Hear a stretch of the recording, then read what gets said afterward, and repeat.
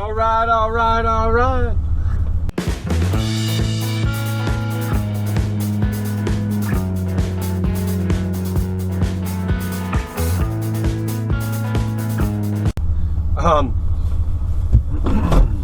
I am leaving the house, and I don't know if you can see, but I have the trailer hooked up. Make sure I don't hit nothing. Hit my wife's van, she'll come out and bury her foot in my ass. Anyway, so I got the trailer hooked up. My, ooh, that tire needs some air in it. I'll fill it up when I get to my buddy's. I'm going down to my buddy's house. He has sworn by Ferris mowers forever and ever, and then he rode his buddies for the last couple years. His buddy has a right stander, a ZK, and he swore by that. Gotta have a right stander.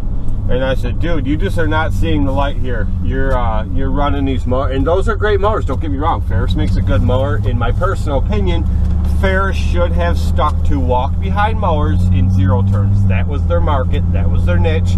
They made phenomenal walk-behind mowers. They always have. Say what you will about them. I've run them all. They make really good walk-behind mowers. So I will give them that.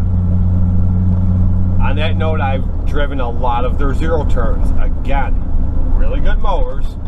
But I do know a handful of people that have had problems with them. Okay?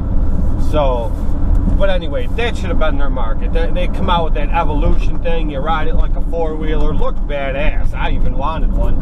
And I'm not a huge Ferris fan at all. I wanted one just because I thought it was cool. That was out for 11 months. They discontinued it. That thing was gone. No more on that bad boy. Now they come out with this stander. I've heard good and bad about it. I've heard more bad than good. You know, I understand they're trying to keep up with the competition, but I think that they need to stay in where their original niche was and just conquer that end of the market, especially since everybody's going towards standers. They need to just nail that zero turn and that walk behind mark and just keep rolling them out. But whatever. Anyway, but I told my buddy, I said, for what you do, he does a lot of what like I do. He gets into a lot of big fall cleanups though, and I've showed him the Terra King bags that I use, and he's 100% hooked on them. And the bagging system on my Tiger Cat, he's got a powered like turbine bagging system for his Ferris zero turn. It's old. He's had it for years, but he likes the way mine is on the Scag better. And then he even rode my Freedom Z with it being a smaller zero turn, and he loved that thing. And I told him, I said, Scag is where it's at. You know, a lot of people argue, a lot of people have their own opinions and whatever. They have their own thing, but in my opinion, it's where it's at. They're such an easy mower to maintenance. You very, very rarely have I had to fix anything. I've owned four of them now. And I just ordered another one. It's actually supposed to be in today. My new walk behind. But anyway, we'll get to that later.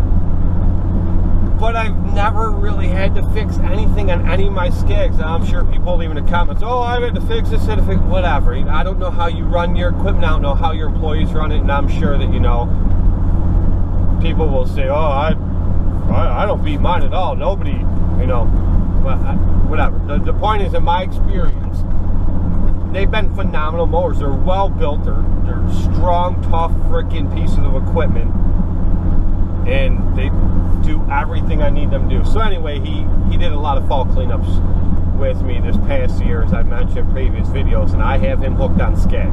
Well, he's thinking about buying a new one, but I guess he found a Turf Tiger that's like 2 towns over from us, not that far.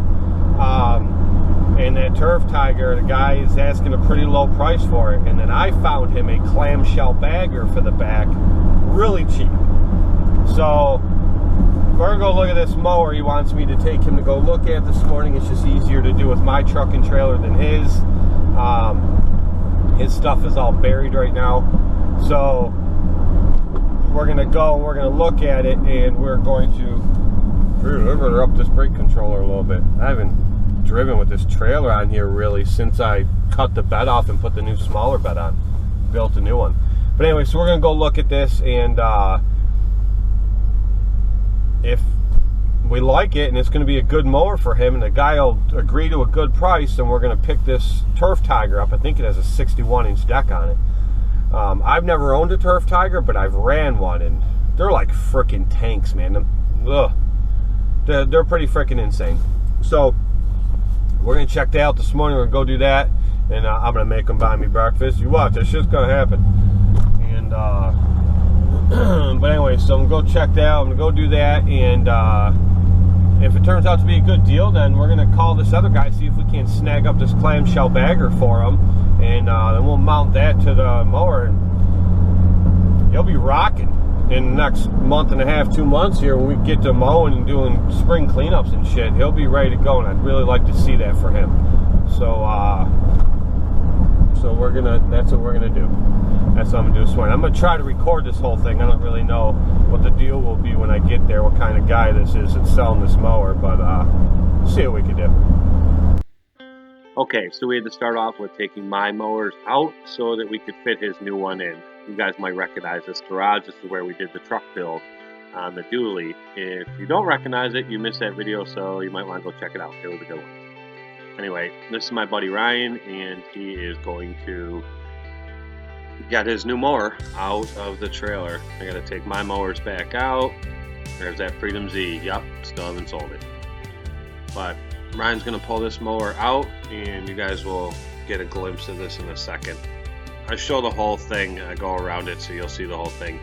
He did end up buying it. The guy wanted $2,500, and I told Ryan there in front of the guy that I wouldn't pay any more than $1,500 for it. It was worth $1,500 all day long, and the guy jumped right on it. So